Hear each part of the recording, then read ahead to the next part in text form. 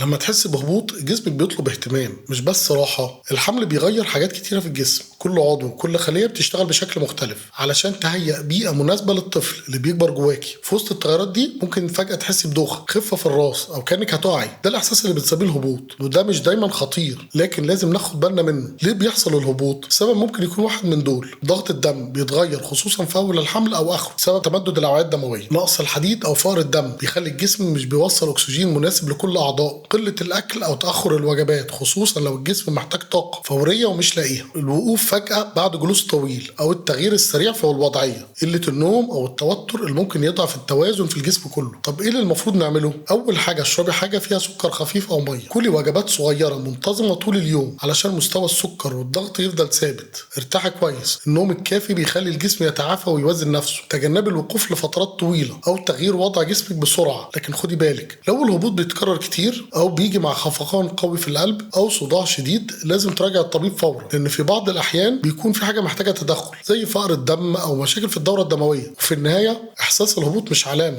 مش ضعف، هو نداء من جسمك: أنا بشتغل كتير وعاوز شوية اهتمام.